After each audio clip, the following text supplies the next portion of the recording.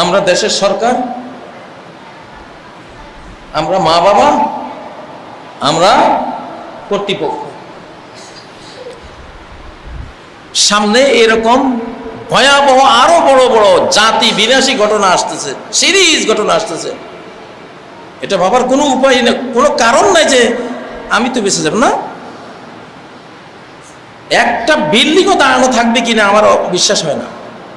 একটা বিল্ডিংও আকাশের দিকে মুখ করে থাকবে না, মুখ থপে পড়ে যাবে। আমি কোরআন থেকে তথ্য পাচ্ছি না। কি পাচ্ছি?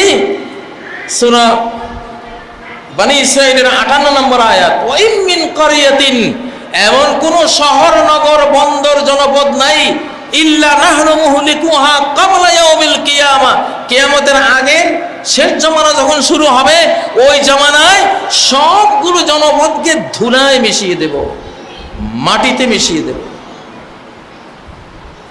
ধ্বংস করে দেব।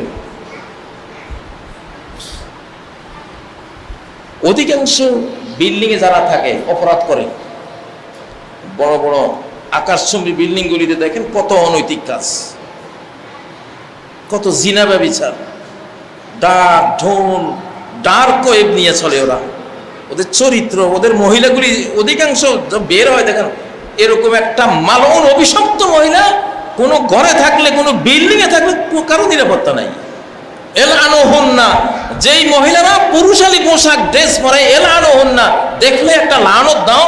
আল্লাহ নবী বলছেন দেখতে একটা লানত দাও, কারণ সে লানতের কাজ করে ঘর থেকে বেরিয়েছে।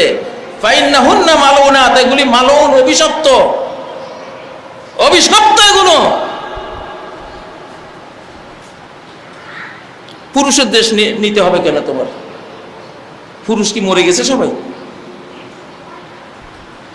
নারীরা নারীর ড্রেসেই সুন্দর, পুরুষরা পুরুষের ড্রেসেই সুন্দর। সৃষ্টিকর্তা যার জন্য যেটা দিয়েছেন সেটাতেই সুন্দর। একজন নারীর গল্প শুনলাম, উনি খুব সুখে আছেন, খুব ভালো আছেন, অনেক বড় বড় বিপদ পাহাড় সম এসে আসতে চলে যায়। উনি বলেন আমি সবসময় নিবৃত ঘরে থাকি, নিজেকে সেফে রাখি, হিজাব আবৃতা রাখি, নিষ্প্রয়োজনে আমি মার্কেটে দৌড়াদৌড়ি করি না, যাই না। আল্লাহ আমাকে শুধু এই পর্দা, আমি যে ঘরওয়ালি, আমি ঘরের ভিতরে অবস্থানের কারণে আল্লাহ আমাকে সেফটি দিচ্ছেন।